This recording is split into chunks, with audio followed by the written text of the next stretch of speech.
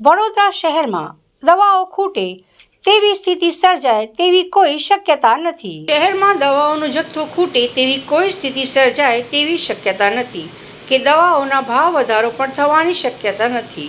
શહેરના chemist and druggist એસોસિએશનના પ્રમુખ મનીષ પટેલે જણાવ્યું હતું, શહેર અને તેની આસપાસ દવાઓ બનાવતી 200 કંપનીઓ છે, જેઓ ડાયાબિટીસ, બ્લડ પ્રેશર, દુખાવાની અને એન્ટીબાયોટિક્સ દવાઓ બનાવે છે।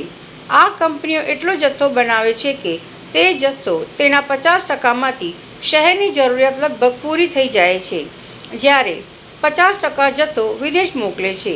વિશ્વમાં મોટાભાગની દવાઓ ભારત બનાવે છે। તાજેતરમાં થયેલી રિસર્ચ દવાઓ સમય દેશમાં બનતા વાર લાગે છે। જો કે Bharat pharmacy of the world and druggist એસોસિએશનના પ્રમુખ મનીષ પટેલે જણાવ્યું હતું કે કોવિડ પહેલાં આપણે એપીઆઈ બહારથી મંગાવતા હતા।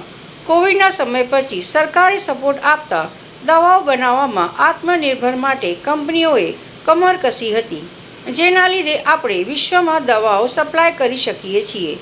વાત તદ્દન ખોટી છે। એમઆરપીની અંદર આવો કોઈ ભાવ વધારો થયો નથી અને નજીકના ભવિષ્યમાં એવો થવા જઈ રહ્યો નથી।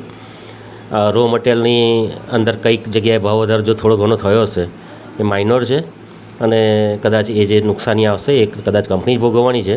એન્ડ યુઝર એટલે કે આપણા પેશન્ટ ઉપર આનો કોઈ અસર આવવાની નથી। એટલે ભાવ વધારાની અફવા છે।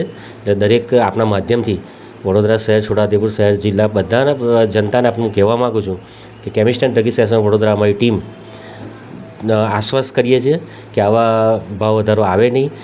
વધારાનો દવાનો કોઈ સ્ટોક રાખવાની જરૂર નથી। પુરવઠો નિયમિત મળ્યો છે અને મળતો રહેશે। ભાવ વધારાની જે અફવા ફેલાવવામાં આવી રહી છે એ તદ્દન ખોટી છે।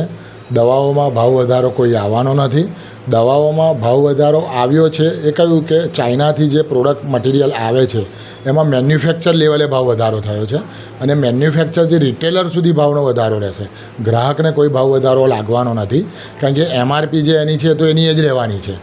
ભાવ વધારો થશે જે પણ 0.65% કે ગમે તે, પણ એમઆરપીમાં કોઈ વધારો આવવાનો નથી। એમઆરપી એની જ રહેવાની છે, એટલે ગ્રાહકને કોઈ ભાવ વધારો નડવાનો નથી।